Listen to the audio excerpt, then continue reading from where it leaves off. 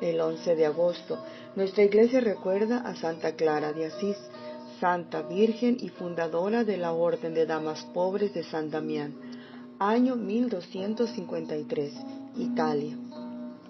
Clara nació en Asís en 1194, probablemente el 16 de julio, hija mayor del matrimonio de Favorino y Ortolana, una ilustre familia perteneciente a la aristocracia de Asís.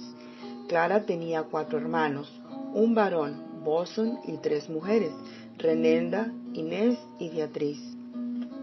Cuando cumplió los 15 años, sus padres la prometieron en matrimonio a un joven de la nobleza, a lo que ella se resistió respondiendo que se había consagrado a Dios y había resuelto no conocer jamás a hombre alguno.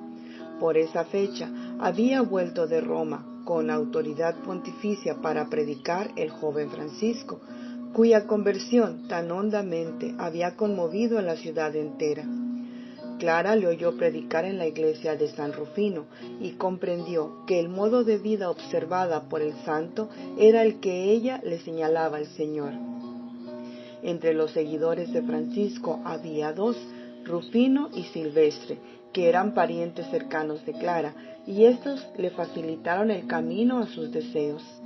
Así, un día, acompañada de una de sus parientes, a quien la tradición atribuye el nombre de Bona Huelfusi, fue a ver a Francisco. Este había oído hablar de ella por medio de Rufino y Silvestre, y desde que la vio tomó una decisión: quitar del mundo malvado tan precioso botín para enriquecer con él a su divino maestro. Desde entonces, Francisco fue el guía espiritual de Clara. La noche después del Domingo de Ramos de 1212, Clara huyó de su casa y se encaminó a la Porciúncula. Allí la aguardaban los frailes menores con antorchas encendidas.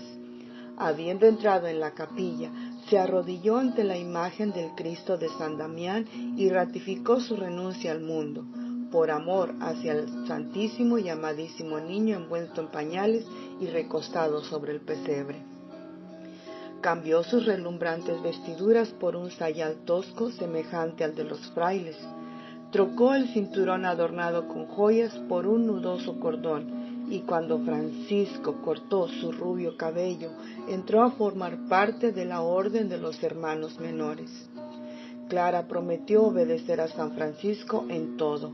Luego fue trasladada al convento de las benedictinas de San Pablo.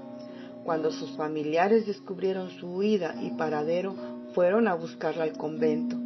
Tras la negativa rotunda de Clara a regresar a su casa, se trasladó a la iglesia de San Ángel de Panzo, donde residían unas mujeres piadosas que llevaban vida de penitentes. 6 o 10 días después de la huida de Clara, otra de sus hermanas, Inés, huyó también a la iglesia de San Ángel a compartir con su hermana el mismo régimen de vida. Más tarde fue a reunírseles su otra hermana, Beatriz, y ya en San Damián, unos años más tarde, Clara e Inés abandonaron el beaterio de San Ángel. Francisco habló con los camaldunenses de Monte Subasio que habían donado la Porciúncula, los cuales le ofrecieron cederles la iglesia de San Damián y la casa anexa, que serían desde ese momento la casa de Clara durante 41 años hasta su muerte. En aquel convento de San Damián germinó y se desenvolvió la vida de oración, de trabajo, de pobreza y de alegría, virtudes del carisma franciscano. Por esa fecha, el estilo de vida de Clara y sus hermanas llamó fuertemente la atención y el movimiento creció rápidamente. La condición requerida para admitir un postulante en San Damián era la misma que pedía Francisco en la Porciúncula: repartir entre los pobres todos los bienes. Los medios de vida de las monjas eran el trabajo y la limosna. Mientras unas hermanas trabajaban dentro del claustro, otras iban a mendigar de puerta en puerta. San Francisco escribió poco después la norma de vida para las hermanas, y por medio del santo obtuvieron del Papa Inocencio III la confirmación de esta regla en 1215. pues ese año, por orden expresa de San Francisco, aceptó Clara el título de abadesa de San Damián. Clara, a pesar de ser superiora, tenía la costumbre de servir la mesa y brindar agua a las religiosas para que lavasen sus manos, y cuidaba solícitamente de ellas. Ni aun estando enferma, lo que era frecuente, omitía el trabajo manual.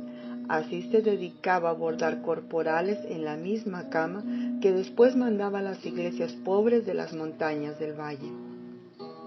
Así como en el trabajo era ejemplo para las religiosas, lo era también en la vida de oración. Después de las completas, último oficio del día, permanecía largo rato sola en la iglesia ante el crucifijo que habló a San Francisco. Allí rezaba el oficio de la cruz que había compuesto Francisco.